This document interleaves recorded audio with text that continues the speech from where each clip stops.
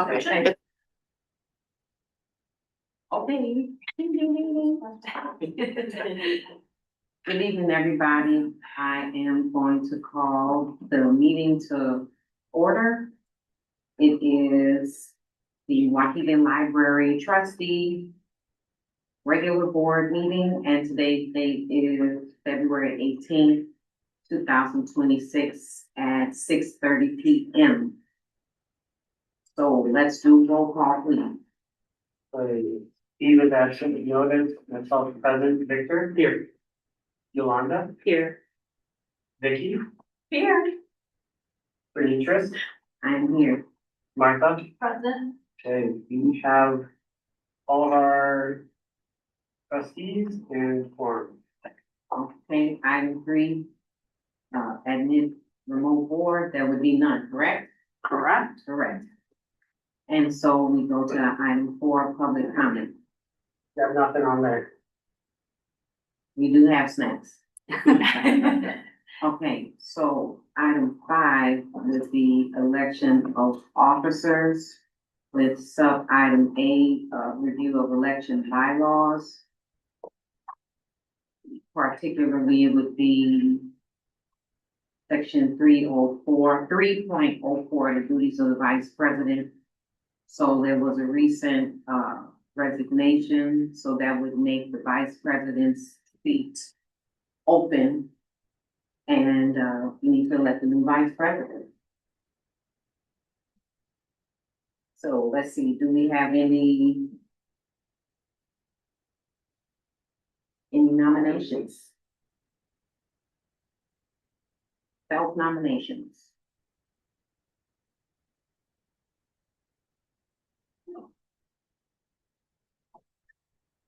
We're on item, sub item B, elections.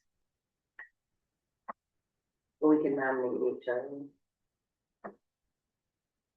You can nominate yourself, you can nominate another member, but the other member has to consent to serve if so done. I move to nominate Victor. Oh. Sure. Okay, so you accept the nomination? Yeah. Okay. All right, so all those in favor of electing Victor, say last name again? And also. Did you want to first ask if there was any other nominations? Yes, I do think. Are there any others? It didn't seem like it, so I skipped. No, I didn't think so, because Thank you. Thank you very much. Are there any other nominations? Going once. What? then Okay, so with that said, all in favor of electing? let's do a motion then to, So you make the motions, right, Yolanda? Oh, I move, so I make, I move to nominate Victor Hinojosa to the vice president's position. Yeah. Did we have a second from? Yes. Okay. Okay, Martha was second.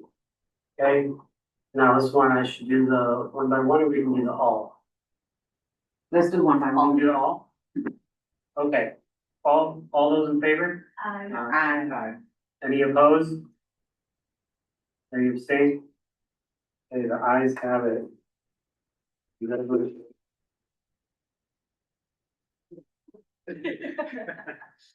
Wonderful, congratulations. Thank you.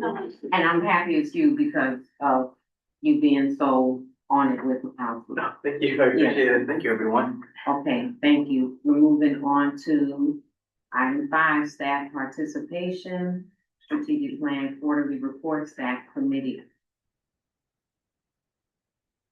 Thank you to Amy and Jennifer for helping to put this together. We had a larger staff committee meeting and reviewing progress, but they are our presenters for the evening. Thank you, everyone. We are so thrilled to share our strategic plan year 2 mid-year review. And we are pleased to announce that we reviewed all of our year 2 goals recently, and we are well ahead of having completed half of those year 2 goals. And I, without a doubt, think we'll complete all the year 2 goals. And I will say the year 3 goals are, coming at us too. We might be ahead of schedule, believe it or not. So we're very excited, and we're going to just share some of those achievements with you. Just as a reminder for everyone, it's always good to start strategic plan updates with one of the gems of our strategic plan process was our new vision, gather, discover, grow, and the library's mission. We support our community by connecting everyone to information, materials, and experiences that foster a love of reading, learning, and exploration. Hi, everyone. I'm Jennifer Cordova. I'm the Communications and Community Engagement Manager at your library. Our strategic one direction is a vibrant community engagement and responsive services. So we have a new website.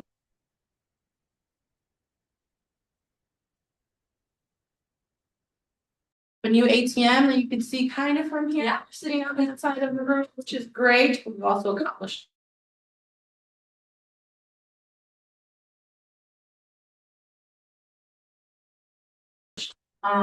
we've had several patrons, probably about, I think more than like 20, finish the class and receive a free laptop through them, which is great because it means more people are learning about technology and more people are getting free devices.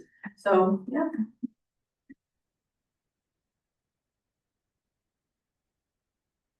Do you want questions at the end or as we go? As we go, At the end, whatever they want, they're the presenters. Maybe at the end, is that good? And then we'll get through it, and then we can answer whatever questions you want, because maybe something will be covered elsewhere. Okay. The goal 1.2 of strategic direction 1 is to enhance communications to inform and inspire users. One of the very interesting things for me personally is that the management team has rotated and announced different things at public comment at the city council meetings, and that's been really well received. Like Jennifer mentioned, we launched our new website. The homepage spotlights initiatives, book recommendations, and links to popular services like print, fax, scan, copy, how to book a meeting room, and just some of those visual touch points. We've also had an extreme increase in our comments from the web portal, so much so that we've already updated that website page to make sure that information gets to the right people. And thanks to Jennifer and I, so many cool creative strategies, and Yolanda herself as well, with TikTok, Instagram, marketing, all of our social media is really building engagement and awareness.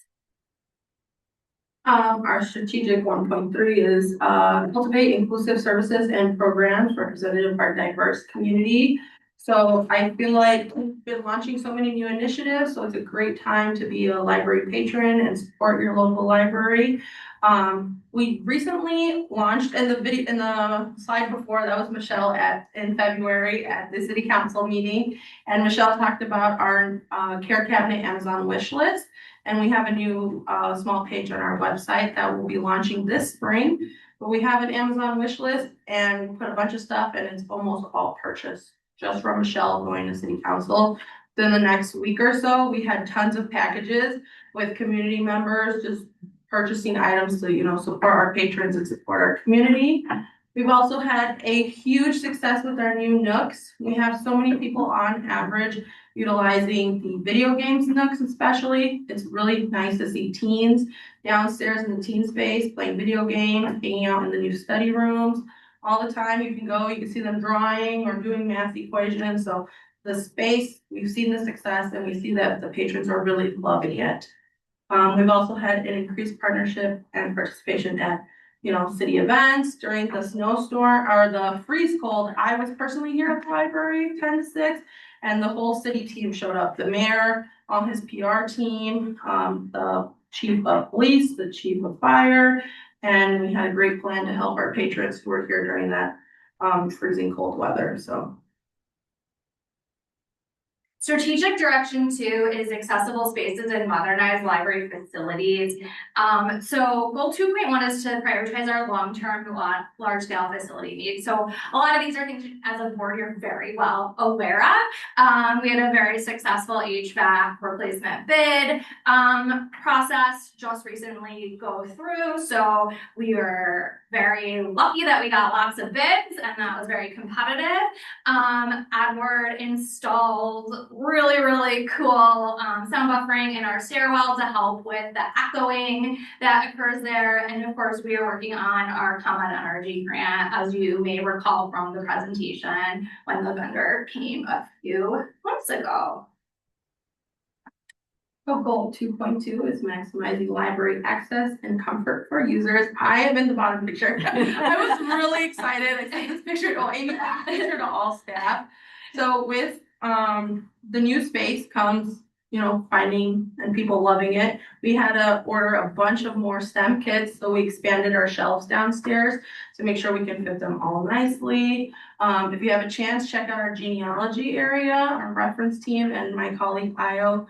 They redesigned that whole area, so now all the resources, our Waukegan history books, the genealogy section, and the Waukegan yearbooks and city directory is all together in the same area, making it easier for patrons, in that area to be able to see all the history items we have together. So just making sure the library is accessible and it's user friendly. We've been doing a lot of that here. And then we have toy tubs available on the main floor. Actually, during that freeze, we had limited services, but upstairs we had one of those bins and my coworker Vanessa took it all out in here and kids were just playing, coloring, playing with toys. So just making sure that, a little bit of the library is everywhere. Goal 2.3 is investing in innovative technology. As you've noticed, we've rearranged and updated our copy facts yeah, we now have tap after many years of being like, it shows that there's tap, but it doesn't work, but now it does. So we have Apple Pay and tap. We've also rearranged it. It's working super well. Obviously, the makerspace is one of the biggest additions of this entire strategic plan. And we have a lot of really great updates, particularly with the CMS to support website updates. And then staff have been working on a procedure manual for IT. And then there's Jeremy. He was also just featured last week in the Lee County News. Yeah, right there, front cover. So we'll pass that around, but just goes to show that staff are really invested, in the makerspace, and so is the community, and a lot of people are finding it as a great resource to be able to learn and be able, to create crafts and fun items in there. And that goes to optimizing organizational culture here at the library. So Angela has open office hours here at the library, which is really great. We also have a awesome sunshine committee, and they've been doing a lot of great things. One example is for Valentine's Day, they put out some cute little cards that you could share with your coworkers and just, let them know, they care about them. But they're also doing other things like at our staff meetings, they'll be doing like a little coffee bar before, and they're just really trying to, bring that momentum to all staff and bring that sunshine. We also launched our shared calendar, so all managers and all staff have their calendar accessible to, for us staff to be able to see when someone's in the building or when someone's kind of like in a meeting, which has made it really efficient to be able to find someone or to, see where Tiffany is at 12 o'clock in the afternoon. Yeah, well, that's super internal and process based. It's been an amazing asset for staff operation. Yep. And then on social media, we've been doing our anniversary posts, which staff really like because then they share it to their personal socials. And so every month we do an anniversary post. Just, we're happy that people their anniversary for this month. And it's really nice because sometimes, patrons or other staff members will leave a little note on Facebook. Oh, congratulations, and we'll always let staff know, oh, look, this patron said this about you. And so it's, a little boost of morale for them to know that their service here is valued. strategic direction 3, goal 3.2 is grow board engagement. So this is the board goal. As you can see and know now, Jennifer put all the board photos up in the lobby so that you're recognized by all community members, which looks super, super good. New information, really good webpage for board meetings, agendas, and your bios. Updated board orientation and resources that have been put into SharePoint in a clear way. And obviously all of the really neat board outreach initiatives that you all have been working on over the past year, which we appreciate so much. Sharing sustainable funding. So our friends at the library have been doing some awesome things, next month in April, we'll have Dia del Nino. They're sponsoring a performer valued up to $900. So they have been doing their, book sales, their Amazon book sales, and that return has been, going back into the library, which is amazing. They support our summer kickoff, our back to school events. We're launching, the top photo up there, we're launching our donor wall, which will be downstairs across from the new Youth and Teen Services Department. So we're so excited to share that information coming soon, but we have an amazing organization who will be doing a matching for the first people to kind of get that money flowing in and people's names. You'll have a nice plaque with your, the family of, or in memory of, or in honor of. So really good for us. And then in February, the foundation mailed out their first mailer in a while. And that was really exciting. So we sent it to their friends or, local Waukegonites in the area or people who have signed up, to receive more information about the foundation. And then exciting news about Project Next Generation, if you want to share that. Yeah, we've received a $22,000 grant for a launch of a program that's called Middle School Makers that will be used to support teen programming and makerspace equipment and other technology equipment that could be used in the makerspace during programs in our STEM Nook. And that is the end of our presentation.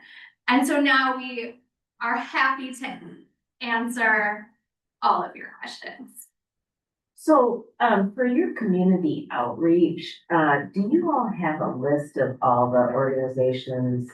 Because I made an exhaustive list and I just want to make sure we're not duplicating and then I know about where you guys are going, so. Yeah, so our reference desk actually has an updated list of food pantries and local shelters, but then our staff internally created a partner binder where it has just a list of organizations, and then we're always sharing new organizations with each other.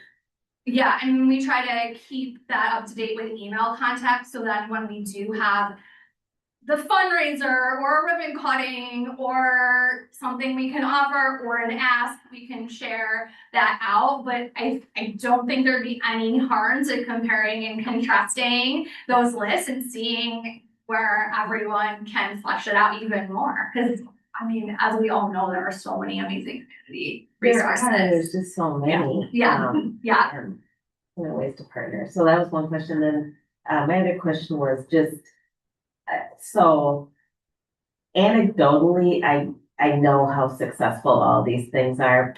Do we have anything concrete in terms of feedback or actual, data that's set? Because, you can tell. A lot. But just, like what is the tangible data that we have? Yeah, we have our stats that you receive monthly. And so you can see the makerspace stats, how they've been increasing with the users.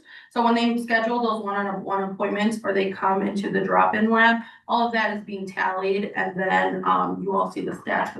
So stats for collection information, like checkout, we can get more granular and we can do that periodically. And then the programming stats, you see the big number, but then a lot of these things. So yes, we do have the information and we can definitely provide on a more granular level if that's something you would want annually or biannually or that kind of thing. I think most of this information is captured in statistics or patron success stories, like a narrative or quote, if it's not something that's quantifiable. And that is definitely something you can definitely share. I mean, that might be a good way to do like the end of year 2 and frame it a little differently. Yeah, I think like, because I noticed the website has a place for people to leave feedback. Yes. And Steve does such a good job with our financials. But for me, I need to see things in terms of people. So it would help me to know, okay, this is a program that we've had for years. You know, this is how much it's costing for us to run this program, and this is the effectiveness of the program. You know, so that we can get an apples to apples comparison for all of our programs. For specifically programs or for programs, initiatives, outreach, and new, just More, I think more programs, because I think, like you said, we have the circulation numbers, we can tell how many people come into the library, we can tell how many people are using the various, tools, that we have, but, I'd be interested in seeing more of the programmatic feedback and being able to eventually tie that to financials so that we can see, okay, this is a really good program, we're getting this great feedback, and this is how much it's, so that, like that has. yeah, I mean, I think doing it on a micro level would show some successes. Obviously, on a macro level, you have the programming budgets and the number of patrons served annually, so you can do a quick division to see like cost per program on average, but that's very different than like a specific program. Yolanda, I would just add too, I think that, that is always an evolving thing. And so when we are planning our next newsletter, that's just part of the collaborative process of staff, that they would be looking at those numbers or those types of programs. What needs more staff time or more money? What did we try successively several times in a row and didn't work? And then that gets sunsetted. So those are ways that we can kind of quantify by age group, by different interests. I But mean, I've been to equally, a lot of programs Right. where nobody's ever solicited my feedback, that's all I'm saying. oh, I see, I'm sorry. I wasn't sure what you meant by that. That is another Survey. part on the year 2, which is that creating that structure about programs. How are we welcoming people to a program? How are we engaging? How are we taking notes? And that's just building up that, staff to do that consistently. So I see what you mean by that. Equally, just in terms of programming and the larger budget, we are always looking on return on investment, and some programs like, we had the man who brings his animals and 200 people came, but story time equally week after week, you hit those same amount of people. But when it comes to the programming budget, I mean, that is so small comparatively, right? The overall programming budget for youth is 10,000. Yeah, the overall program So, budget for the whole library is 30, Right. less So than 30,000, so it's It's a less than. small amount of money, but it hits staff But that's time that's and, external spend, right? So I'm talking about the amount of resources that we have working on the program, the external spend for the program, just the whole thing, so we're looking, yeah, and the that's feedback. the return on investment and like the staff time that's included in it and things like that. Did We are anybody- always finding that balance, yes. Did anyone else have a question about it? Because did you have a question? I don't know if it's a question or a statement, but, I did want to circle back on the makerspace. Specifically, I did read that article. I was incredibly excited, but here's what I heard. And I just want you to, level set me, and then maybe we can talk about, resolution. So what I heard from that article was people want to learn how to sew. I take that for granted. Growing up in Waukegan, that was part of your curriculum, right, in middle school. As most of us know, that's no longer the case. They don't teach them to cook or anything else. And the reason I'm bringing it up, I think I heard you say you got a grant that's going to allow you to support young people. But the article was folks somewhere between me and those and those students. I don't know how old they are, but I guess what I'm I'm asking or advocating for, is there a way for us to do an actual sewing curriculum? I do see I can schedule one-on-one time, it's kind of a one-off, show me how to, thread the bob. Yeah, I'm like, is that the right word? I haven't done it in so long, but I would love to see, do y'all know about it? I would love to see an actual curriculum. And again, I did hear you say there's budgetary restrictions, but I actually know 3 women who are phenomenal seamstress, like they live and breathe. No, maybe we can get, but I'm just throwing something out there. Absolutely. No, absolutely. Currently, right now, we have one sewing machine, Mhm. but we do have Loopy Connections. They're a group of people in Waukegan that teach people how to make quilts. We've had them here at the library several times doing youth Right. programs, Uh-huh. and they do bring their own sewing machines that we can use. But with this grant, we'll be able to purchase more, and then we should be able to, kind of. Yeah, I mean, the grant is for that program, that doesn't mean the stuff we buy with it can only be used for that age group. Our partnership with Living Connections is really successful. There's also another organization in Waukegan that also brings their own sewing machine so that we can do like a program for 10 people this time. So we've done it periodically, look out for it. We haven't done it this quarter except for teens, but we've done it for all ages in the past, and that's something we very much know is popular. Yeah, that's awesome. I was really excited to see that because, as you all know, I'm always advocating for people to use this building for all of the things. Yeah, okay, that was it. Thank you. No problem. I did have a question, so. Do you know the name of the Spanish instructor? She teaches English speakers Spanish. You know her name? We've had several different instructors. Okay, so it was a black lady. She's kind of tall. I met her once. I just wanted to know her name. Write it down. I don't know, but I know who you're talking. I know her, but I don't, because we've gone through at different times, we use different instructors, like different times of the day. Mhm. The program description doesn't name the presenter for that one. Mhm. And we've definitely worked with several different people, so, I do know to whom you're referring. We can I know get how that she looks, information. but I just She want. works at the police department, so that I've had Yeah. conversations with her about that, so yeah, we can definitely. The adult services staff, I'm not sure who's here today, if else is here, like she'll know, they'll know. Okay, I'll ask. The only other thing I'm concerned about, I see on the calendar, and this has come up before because there was an issue when I went to a GED class and I was told it was bilingual, but it wasn't. So I'm saying I'm looking forward to GED classes in English being presented at the library too. So, And we've had those in the past. Right. Currently, right now, our partnership is with either ASIS and Mono, and they only have those classes or. There's kind of more to that story. I'm happy to discuss it now or off book, but we were kind of told by CLC not to offer GED here because it was a competing resource. They preferred to host those GED programs at their own site. So we can certainly revisit that, Renitra, but that is the feedback the staff received when trying to organize a more formal partnership for English language GED. Just okay. because equally, you need to jog my memory. Do we have a online resource? Yes, we do. Okay, so We set You could people up with correct. online resources for GED training in all language through Brainfuse. Okay, thank you. But yes, it is, I mean, it was definitely a hard and true try. And I'm happy to kind of get more information. I was in the meeting, but I know that was the outcome of it. Thank you so much.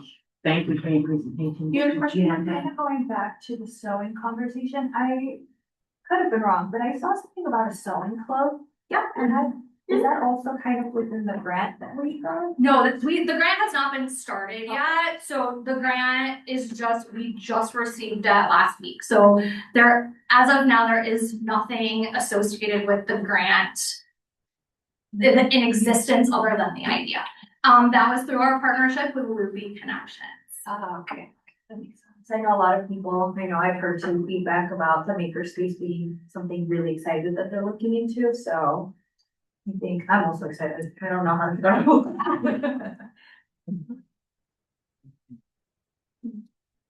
go. Okay, Thank you. any other commentary? Okay, thank you very much. Okay, now we move to the consent agenda. And the consent agenda is as follows: A, approval of meeting minutes. Minutes of regular meeting January 21st, 2026.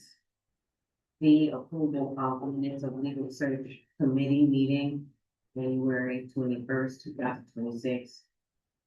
Approval of the check detail for January 2026. Approval of board policies. One, ethics and statement policy. Library cards, circulation and fees policy. 3, media relations policy. 4, photography and film policy. 5, public posting, artwork and exhibits policy. 6, personnel policy updates, new laws, excuse me. 7, the HVAC bid award recommendation. And E, reports of standing committees, committee of the whole, February 4th, 2026. With 1 being finance and facilities, 2, myself, 3, the development, and 4, the general and summary. So, let's see. I would make a recommendation that we move the number 7, HVAC, bid award recommendation to, be discussed separately, outside of the consent agenda, because I did have some questions about that. So that would need a motion from, Yeah, the motion to approve, A through E and D 1 through 6 with 7 being reserved. yes, thank you. Very much. Sorry. Motion to approve the consent agenda as presented A through E, D 1 through 6, with the exception of 7. We move to section 5, 6, 7, 8. I can't count one more. Second, Okay. So all those in favor? That would be a roll call on this one. Okay, thank you. Martha, Aye. Renicious, Yes. Vicky, Yes. Yolanda. Yeah. Victor, Yes. myself, yes, and Steve. So consent agenda is approved. A through D6. Yeah. Not D7.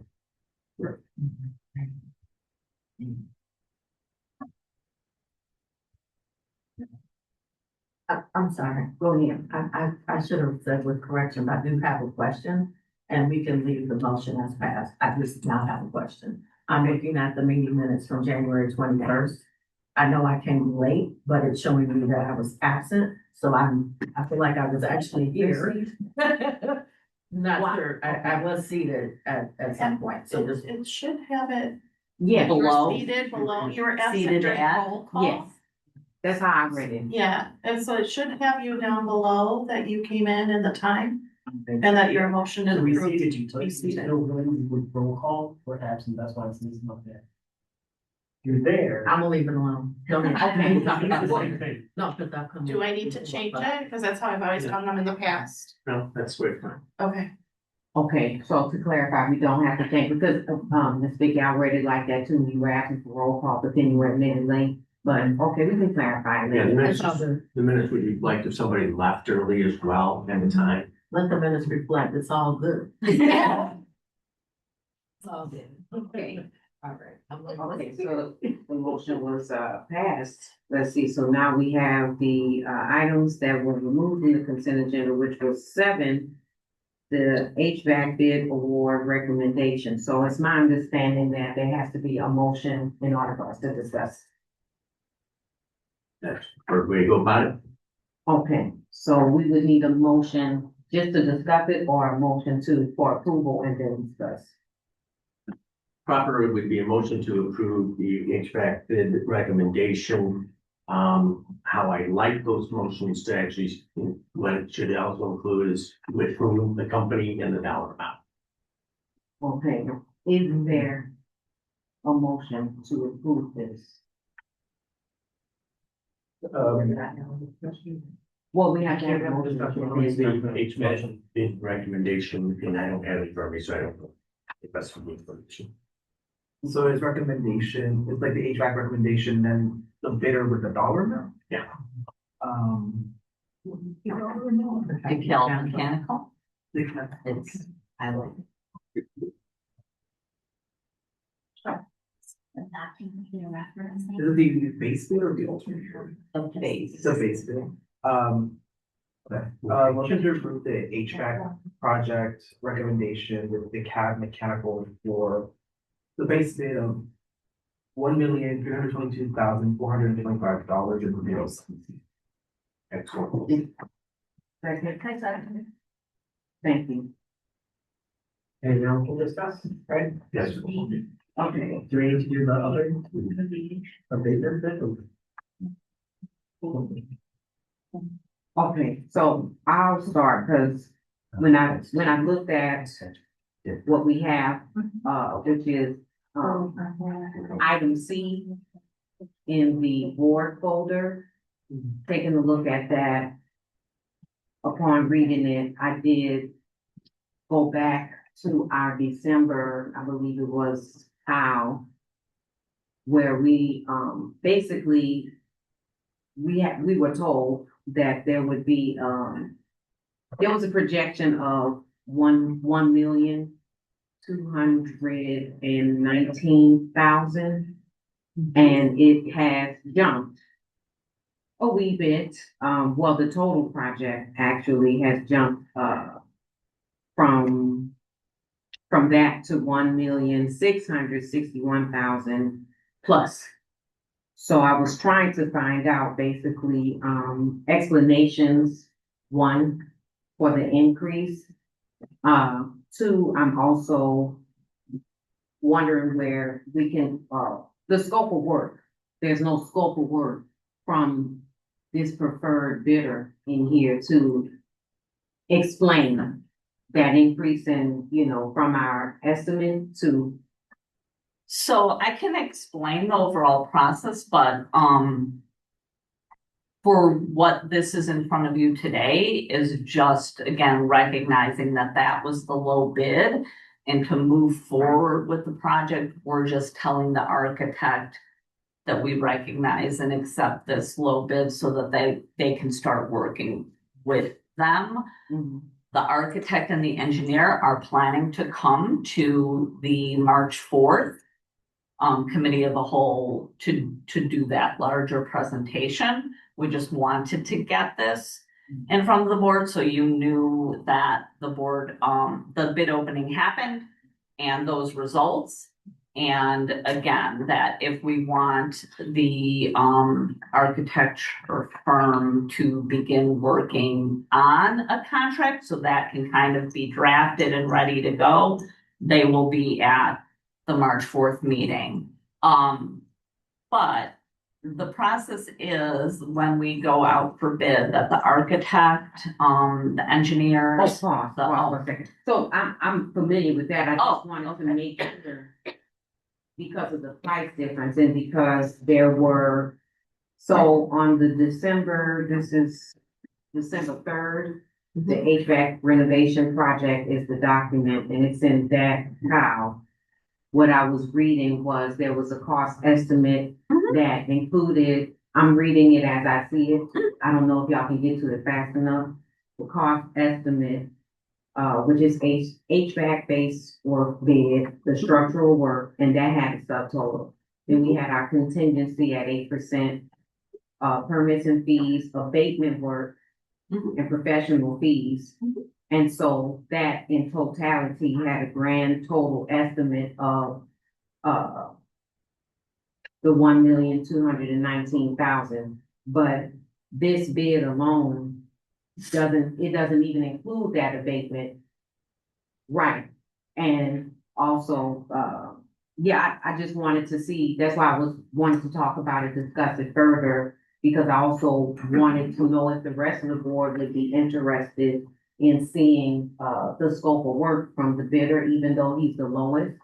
Just to make sure we know what that entails, cause, yeah, I The didn't, scope Oh, of work is what's defined in that base. Okay, so everybody's base bid is for that base scope Right. of work. Right, so, So that didn't change as I understand it. okay, so It's it's just the cost estimate was lower than what it came in as. okay, I just wanted to make sure, cause I thought perhaps they may have taken something off, added something, yeah. I will say, and these are absolutely, valid and valuable questions, when the part of the process, yes, I understand, like we put the bid out, there's a package with that scope of work, with the drawings, with all the information. Then the architects have a building walkthrough. So any of these potential bidders can show up, they did that walkthrough when they ask questions. Then the architect has to look back at those plans. So if one of those potential bidders asked a question, then they have to release an addendum. So there were a couple of addendums that came out to answer some of those questions, and that might have hit why different companies were looking at it differently, or whatever their cost, their, where they get their materials, those could be different, because it vastly went from like 1.8 million to the 1.3. The alternate bid was an increased scope, and we knew that might happen. That's why we left it as an alternate. And what they,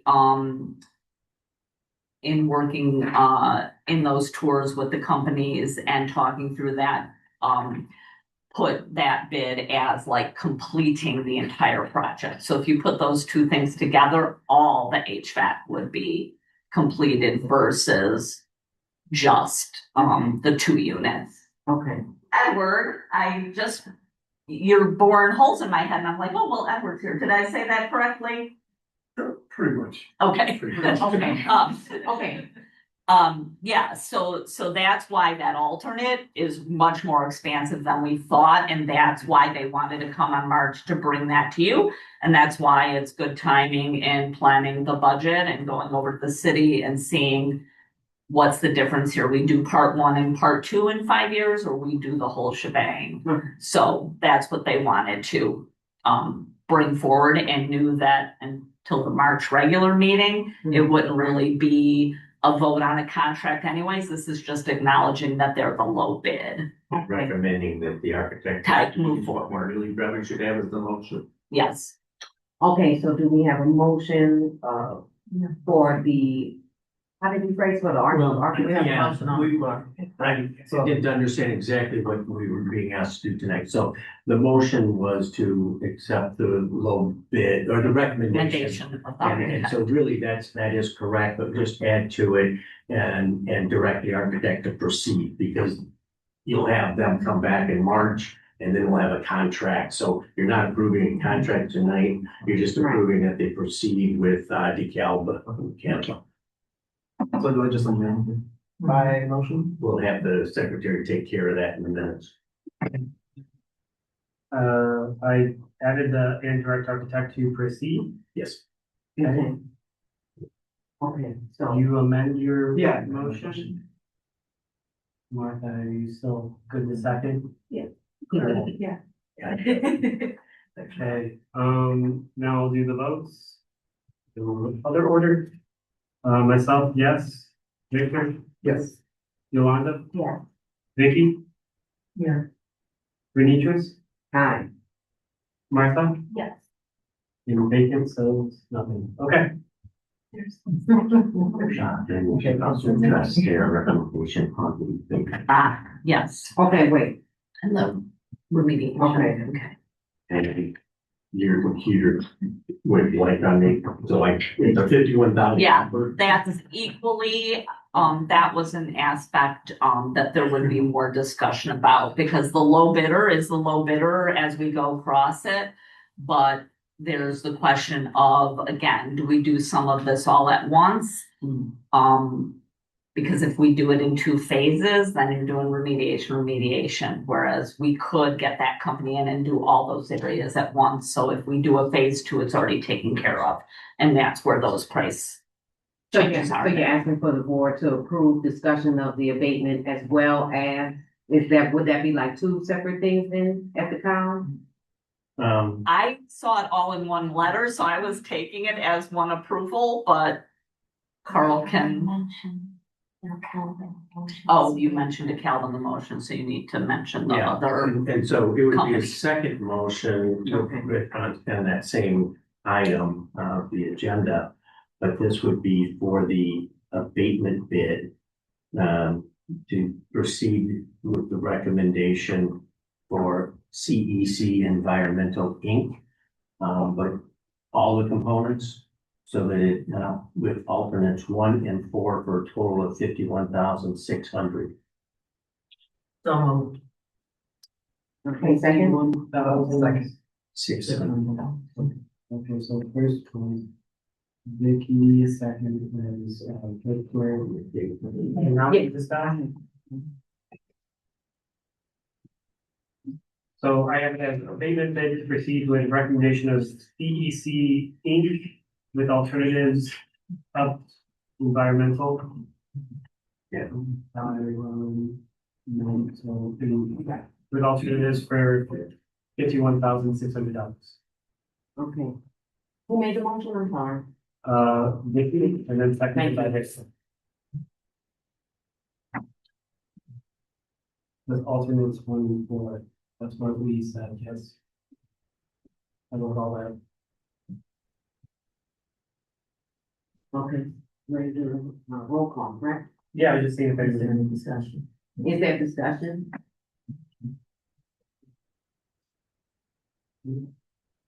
Okay. Let's do the state trip. Martha, Yes. Renitris, Yes. Vicky, Yes. Yolanda. Yes. Victor, yes. Myself, yes. Okay. The abatement bid to proceed with recommendation of CEC Environmental Inc. The alternates 1 and 4 at $51,600 was approved. Thank you very much. So we go to. What is this? This is 11. Well, there's, seeing that there is nothing under item 10, old business. Is that the executive director? Oh, I'm on the wrong side. Pardon me, I'm sorry. I know it's long. Whoopsie. Number 9, executive director's report. Thank you, everybody. I just wanted to take the opportunity to applaud our staff. Their determination, care, creativity, and teamwork is on display in that strategic plan update and what we do every day. So a library worker does really wear many hats. We're a researcher, a teacher, sometimes emergency personnel, social service workers, hospitality agents, waiting for you at the desk to help you, graphic designers, technology gurus, event planners. And we really wear all those hats with pride. I am exceedingly pleased at the progress we have made.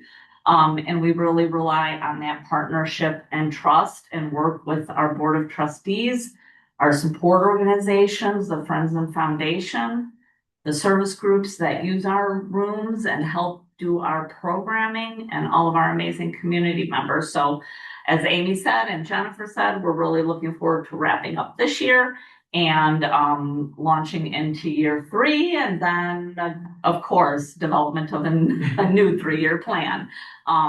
Things in my report I wanted to draw the board's attention to were 2 trustee items of note, that there are dates and topics for an Illinois Library Association trustee forum. If anybody would like to attend, please let Angela and I know. We will get you signed up. Angela and I will also be working on just a procedure and timeline for completing required sexual harassment training and or again, getting some certification from you if you do that in your workplace already. I think an item I wanted to spotlight that was kind of outside of our regular programs was just collection management department. They are charged with getting our new materials and everybody sees those.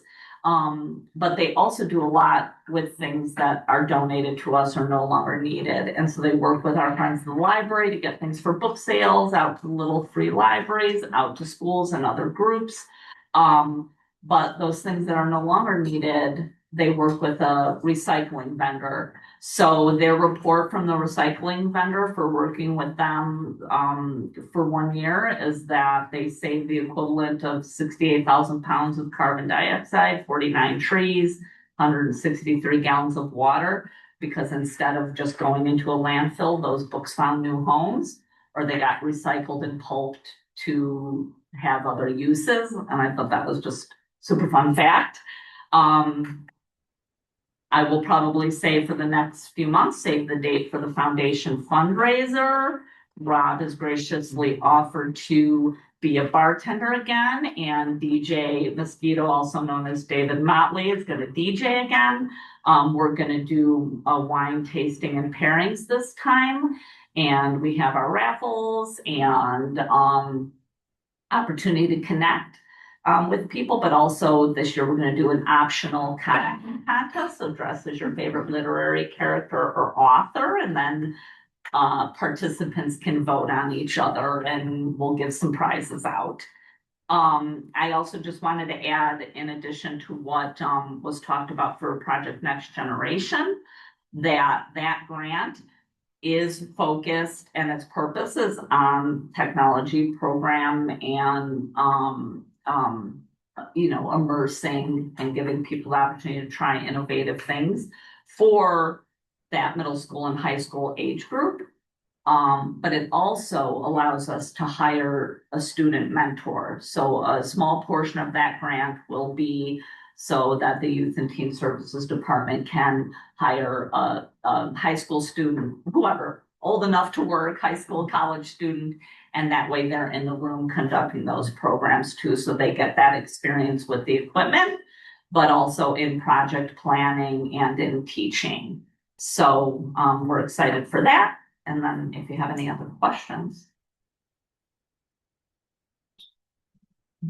Are there any questions? Any questions for me? I do have a question, I'm sorry. The continuing education, do you have a time of, I see the dates, do you know what time, or is it just like I log in when I want to, or how does that work? Oh, you know what? I didn't put that spring workshop series, if it's underlined, it should be a direct link. And I don't know if they were, because they must be live, because it said if you sign up, then you'll get the recording. So that's also an option, but you can also watch it live. They should give the times. Okay,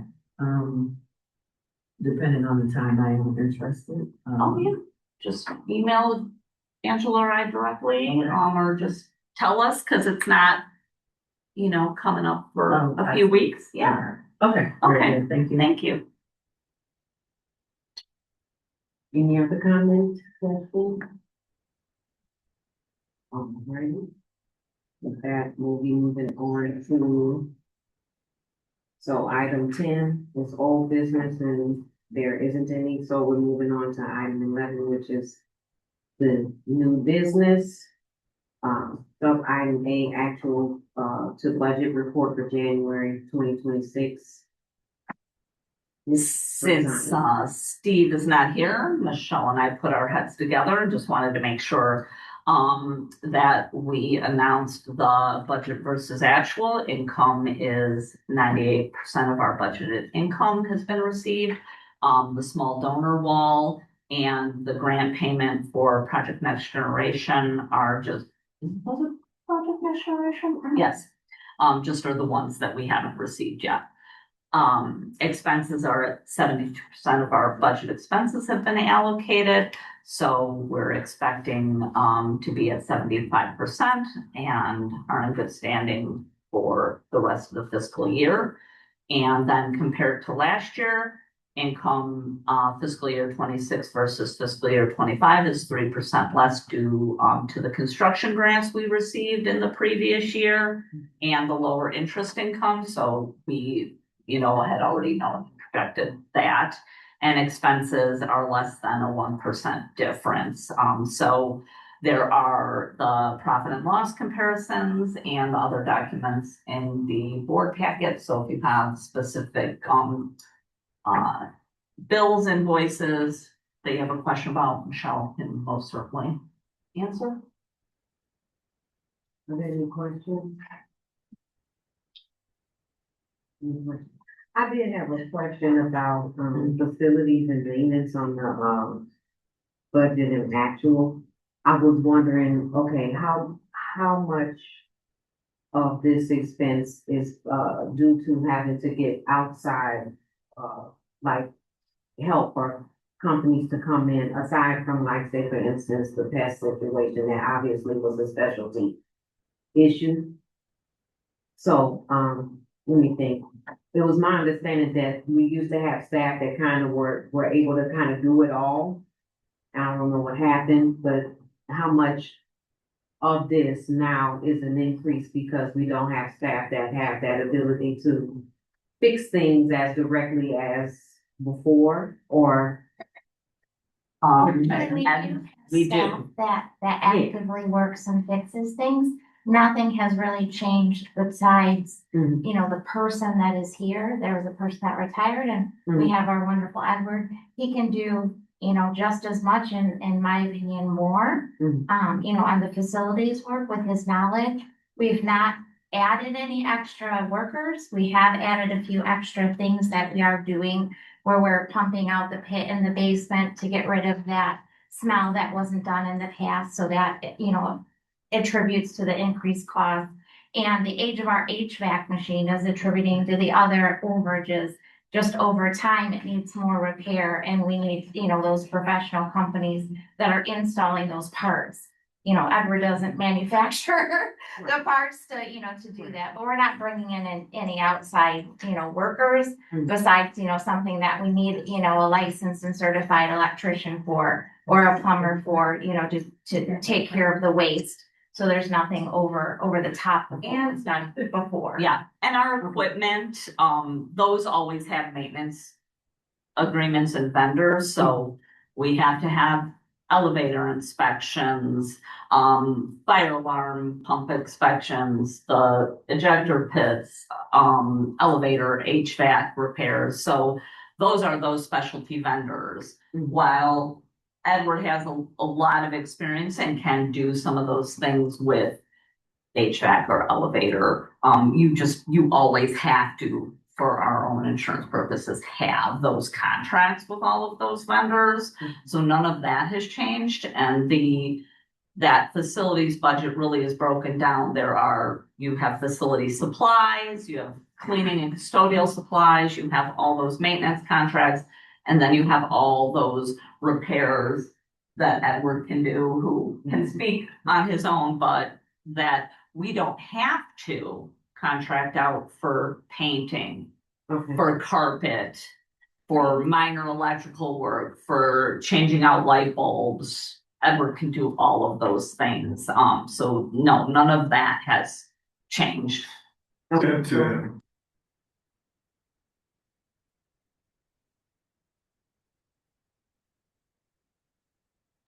One thing, the they didn't fix them. They didn't fix them.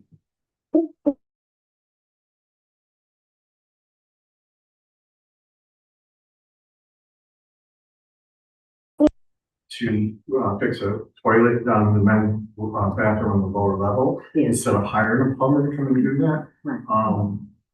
It's just one of the examples. The book dropped in the back of the library in the parking lot, got hit by the truck. We took that off today. It's in the garage. We're in the process of mending it, so it's ready to go back into place tomorrow. So they'll be back in place tomorrow. So anything that we see, we proactively do. The carpet downstairs inside of the Maker's Mark, I put all that carpet in. Walls were damaged by mold and water. Sensory room. Sensory room, I'm sorry. We took out the walls, so I had a licensed home inspector at one point in my life. I had been certified to mold remediation. I was also certified. as let me a, pause it. I'm asbestos not- tech. Let me pause you right there. So, I'm not saying that you don't do anything. I just want to clarify. I was just wondering, just financially, how much, because it's a big number. That's all. I was just curious to that, like how much has to be. your statement said that we're not doing it. You said in the past, we had people who were able to do all these things. Well, I'm And not saying, that was your statement, so let's okay, just leave it at that. so sir, pause. Sorry about my phone. I'm sorry, I thought it was me. I'll rephrase and say that it was my understanding that they had a few more staff that would be able to do a little bit more in-house perhaps, and that like I said before, I don't know what happened, like if they retired, I'm just finding that out. I just wanted to know how much like money, just on the money end, we have to spend in order to get things that can't be done in-house. Things that can't, I'm gonna rephrase that, be done in-house, have it done, but nobody's saying that, it's not a question of your capability, so just remember that. So thank you for that information. You were gonna say? Oh, I was just gonna say the one kind of vendor that I can think about, or specialty like trade that we don't have to, that we don't have a vendor with, because clearly those mechanical systems, we have to have a vendor and a maintenance contract, is electricians. And those are things, again, Edward can work side by side with them, but when we had to adapt the makerspace and really use that room to have the equipment around the room, we had to get electrical drops put in. So that is really, the one that I think that's there, but those are small repairs or small improvements and not year after year ongoing things. That chunk of money that we have for repairs, it changes each year. It might be replace that carpet, paint that room, get that electricity done. So as those priorities change, that amount of money for that maintenance upkeep is still there. Okay. I would say from an HR standpoint, 'cause you were asking about the staffing and the change, when that retirement happened, that was a full-time staff person, 37 and a half hours, who retired. The title was custodian, although he had the skill set where he was doing kind of both the maintenance, fixing things and custodian work. It wasn't replaced as a full-time job, but it was replaced as two part-time people. So we have a part-time 18-hour custodian, and we have a 20-hour maintenance specialist. So we actually have a little bit slightly higher hours of payroll that we're getting between the two part-time staff. That's the young man. Yes. Yeah. Correct. Yeah. Thank you for that. Thank And you this for that. includes our bug inspection thing, right? So we're doing the bug inspection. Okay. Thank you. So we're going to move on to sub item B, the legal services special committee member appointment. So, according to section 6.03 of our bylaws, we have to have 3 members of any special committee. We know that, Ms. Rebecca Solano, she left, she did her, bidding with us, and now we need her seat filled as soon as possible. So, would like to hear nominations, self-nominations for such committee. I nominate myself. You want to nominate? Okay. All right, there, second. 50 seconds. Come on, Victor, let me get in.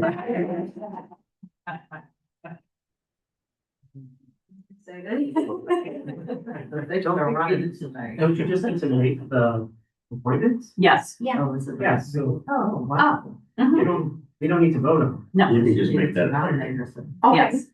okay, great. But you were asking for volunteers, you got one, so I grab it. Okay, thank you. Thank you very much. All right, and thank you for the second. Okay, so we'll move on to sub item C, legal services RFQ update. Tiffany. We packaged the RFQ and sent it to all of the firms that we had noted, and we are waiting on responses. I think we had one inquiry, but we haven't received any package yet. Okay. I remember looking at the meeting minutes for, the 21st meeting, and there was a mentioning about, posting it on the website as well. Yes, Not posted on the website. okay, We can. Yeah, I can do that quickly okay. Like by the end of the week, you think? by like tomorrow. Okay. Thank you If so you much. want to direct anybody to that, Okay. Thank you. Did anybody have a question about the RFQ? I have a very good question.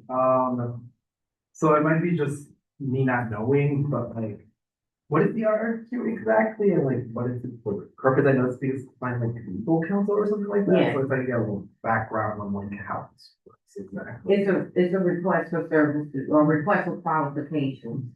And so what's happened so far in the meeting with myself, Rebecca and Robert, we've been discussing what those qualifications are. Recently, there was, much discussion about the, diversity, equity, and inclusion, and we were also trying to figure out, the proper way to ask legal firms if they could do some type of outreach at the library, and we all decided, that that wasn't appropriate, but we do want to know that they have extensive history with, outreach, primarily with the patrons that we have. And of course, they have to have that experience, we're looking for our library attorneys that have experience with library municipalities and such. Would you like a copy of the RFQ sent to you so you can read it possibly? it's on SharePoint. Oh, okay. And it's a folder within, when you see the folders for all of the years, there's a folder for Legal Services Special Committee. If you don't mind Okay. me giving some other examples, Go ahead. Deidre? Yeah. So for example, what we just talked about with the HVAC is the public bid process, but when you're looking for professional services, that's not a public bid, that's more of a request for qualifications and an interview process. So if we were to want to choose new architects, lawyer, last year, 2 years ago, 2 years ago, almost, we did this same process to find new banking partners. So then that was Steve and Michelle and myself and Rebecca. Yeah. Kathy. Oh, and was Kathy. there. Okay. Yeah, it was a big. To do that same thing and get interested banks to give us their portfolios, and then we interviewed them and then brought to the board that recommendation that was selected. So it's that same process. Okay, that makes sense. Appreciate it. Mhm. Okay. Anyone else with questions? Where are you all in the process? You have that list or like what? We sent it out. We sent it out. You sent It was it- sent, what was the date you sent it out again? To the firm, you said? To the other? Oh, Michelle and I did it together. I don't remember. It was over 2 weeks ago. Yeah. Okay. So, I'll just ask you later so I can keep a note of it, the chronology. Yes. So did you get your Yeah, question that- answered?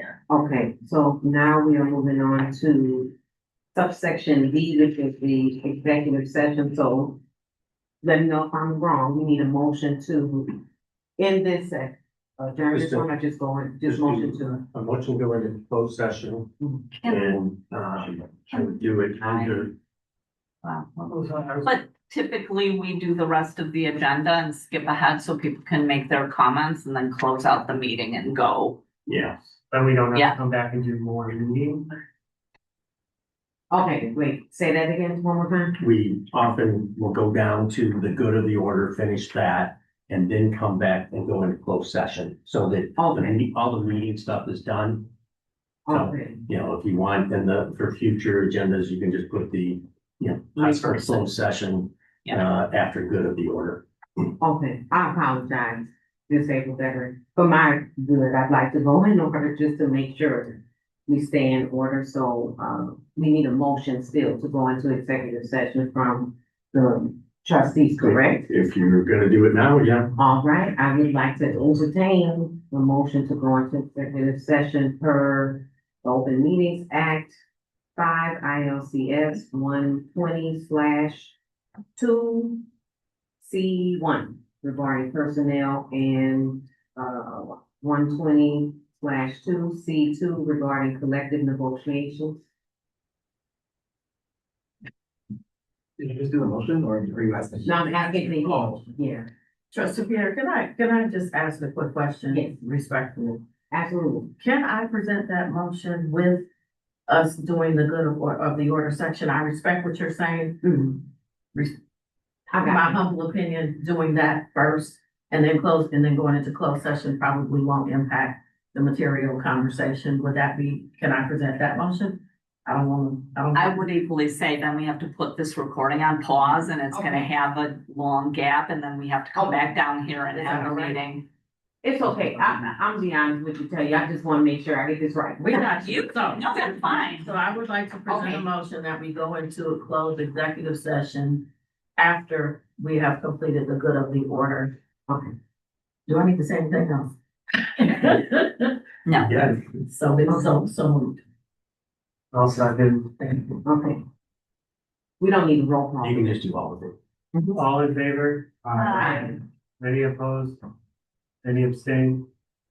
The ayes have it. We will go into executive session after the review. Okay. So we're at item that's 12 for the order. So I'll try to make it fast. I did make some notes real quick that I want to share. So thank you, everybody, for just being on board. And thank you to the administrative staff, the executive staff, and I think one thing, just personally and as professionally as I could can think about it, I really would like to find out a good way to get more training in Robert's Rules of Order, because I'm gonna be honest with you, I'm doing a civic duty, but I have never had any formal training in this. I just wanted to produce justice at the library, thought I would be able to lend a hand. But I think it's obvious, we all could use it. I want to acknowledge Victor for being on par with this quick study. So he had that, and it encouraged me to buy one as well. So recently, Miss Yolanda uploaded some quick notes. And so did I. I scanned my Robert's Rules quick notes spread, so it's in there as well. But I think I like to sit in class sometimes, so I would like to find out how to get that going. Post haste and whatnot. I want to also acknowledge really quickly that there was a patron. She goes by Miss Cherish. I don't know if any of you know her, but she likes her hat. She likes to wear job hats, and she's often in here using the computer. Very nice lady. She goes by Miss Cherish, but her name is actually, I found out, Miss Carolyn Douglas. And she volunteered to put a section together over by the windows for Black History Month that features Black women athletes. One being the Woke Coalition Shields. I hope you hear this. Beautiful. We got a fight coming up. And then I didn't know, we finally have a Black female NASCAR driver. So I really thank her for that. And she even made a garment piece for the display. And I just think that's very admirable. And we see that we do have connections to the community, and they're willing to even volunteer that time to participate in our display. So I'll move down the line to Ms. Yolanda. We're doing trustee comments. Yeah, that's the end. Oh, no, wait, I'm sorry. I'm jumping again. Let me look at the script. Let me look at the paper. Sorry. It's all good. Yeah. Communication for council, thank you so much. Couple of things. We do have the first bargaining session for the successor collective bargaining agreement tomorrow afternoon, starting at 4 o'clock. So, the staff will work together to put together, proposals. I encourage everybody going through the handbook, the contract and identify anything that, over the last 3 years, it might have created some concerns, or if there's just some things that we saw in there and. The library will be closing in 15 minutes. Where is the And your final selections and will be. It's on our website. Oh, it is And up you say that, And so, Public information. and so we've gone back and forth a few times, just putting together a proposal on the non-economic idea issues. And in closed session tonight, we'll talk briefly about economic issues. And when we'll move the board's input and authority with respect to those. Real briefly, I want to discuss Robert's Rules of Order. Yes, My number one rule is you run an orderly meeting. And if you get too hung up on the technicalities of Robert's rules, you forget about what you're really doing and you're just fighting over process and not doing the business. Robert's rules are developed for large assemblies, not for committees of 3, 5, 7, 9. And so there are some basic rules that everybody should know, but I wouldn't try to get too in depth into it. But certainly, how you do the motion, how do you amend the motions? We tend to do it rather loosely. The formal process on amending a motion is you have a motion on amending, and then you go back to, and if that passes, then you go back and you actually vote on the original motion as amended. And the motion to amend did pass, then you come back and you vote on the original motion. It's just easier to say, hey, yeah, let me change that motion and the minutes reflect it and you move on. But there is, I forget the name of the book and the name of the rules, but it's rules of procedure for small bodies that might be helpful as well. And I know that's not the right name, but I think if I Google it, they'll probably show up the right time. Yeah. And so Robert's rules are helpful to understand the general issues there, but I won't get into it. And just as an aside, coming up here tonight, I heard Reverend Jesse Jackson doing a reading on Saturday Night Live years ago of Green Eggs and Ham. And it was such a delight to hear, just the way his oratory style was just wonderful. So it's part of Black History Month and in recognition of all his contributions, I just wanted to, it kind of hit home as I was driving up. So I just want to share that little story. It was kind of a fun thing to listen to. That's all I have. Thank you very much, Mr. Harrison. Okay, so now I'm looking at paper. Now we're going to see trustee comments. So if it's okay with everyone, I'll just go to my left. Okay, I still don't know where to find it. I went out to the, where is the? Which part? Oh, the CBA? Yeah. If you go to About. Okay. And you click that, you should see FOIA and public information or public information in FOIA. I can't remember which order. And then go to that drop down that says staffing, I believe, organizational chart and staff information. And it's the last sentence. Okay. That's your current collective bargaining. Yeah. Okay, so this is what we're, okay. Yeah. Thank you. I just wanted to, I'll look through this. Of course. I don't have any comment.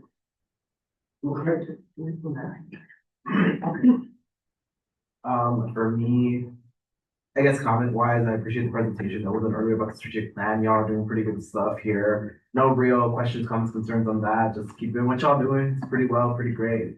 Really do appreciate all the work that you guys do at the end of the day. Second off, appreciate getting elected as the board vice president. Appreciate it. Yeah. And again, I appreciate the board's confidence on that. I know that there's a few responsibilities on that, so obviously we'll talk to Tiffany and then Demetrius, if you have any advice, I would also really appreciate that.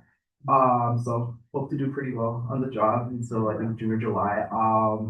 And then the last thing that like the party pro and just all that type of stuff. I know that's a little difficult to understand. I know for me it's been a little iffy. I know in Model UN they teach us how to do that, but it has left me a little bit. But I think having like a very brief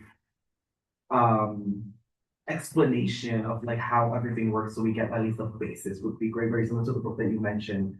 So we get a little workshop and just to get a baseline of what we need to know. And then if you want to learn more, then obviously there's like 101 different books you could read, right? About Party Pro. But yeah, that's about it with my comments.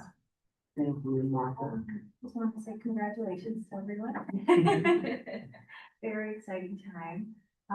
And just echoing Victor's comment about today's presentation, I think such a great theme, seeing how far we've come in terms of strategic plan. Again, I feel like I will listen or say this in all the meetings, but it's just, I feel like oftentimes people think of the library as just some place with books, when there's so many different resources here. So it's beautiful to see now so many people kind of piquing interest, but also seeing how it's taken off on social media.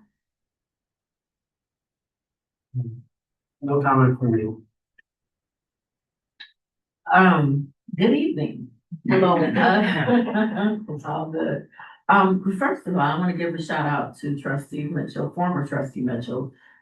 He needed to resign for whatever his reasons are. Don't even care. I do want to honor the time that he did serve and thank him for his service. He's obviously not here, but I would like to have that reflected in the minutes. The other thing I've already said it before, but I'm gonna say it again, go Makerspace. Go Waukegan Public Library. So each and every time I see us in the line, people commenting on a post or anything, I'm gonna always come back and edify and affirm you. You're doing phenomenal work, right? And I had to say this to someone the other day, an ocean was formed by raindrops, right? You might not feel like you're seeing significant movement, but it takes little steps to get to, the big steps. So no, go ahead. Yeah. I think, and congratulations to those who have volunteered to take on more responsibility. You notice I put my head down. Whenever you ask for extra stuff, but no, sincerely, I know that we are in good hands. And I think that's it for me. You got it right, bro? I think that's it. Okay, so, item number 4 down, which is the executive session, the motion to go into that, term, everything that was stated before the Open Meetings Act 5, et cetera. And adjourn the meeting. The initial motion, we'll just put it in at 7:52. Got that still right? Cool. I think we already need the motion to do it afterward. Did we have a motion to go into closed session yet? We have the executive session, after good of the order. Oh, okay. First by, great, and then second, All right. yep, yeah. Just do a roll call, now to go into closed session. Okay, myself, yes. Victor? Yes. Yolanda? Yes. Vicky? Yes. Renitris? Yeah. Martha? Yes. Bacon and bacon, okay. Oh.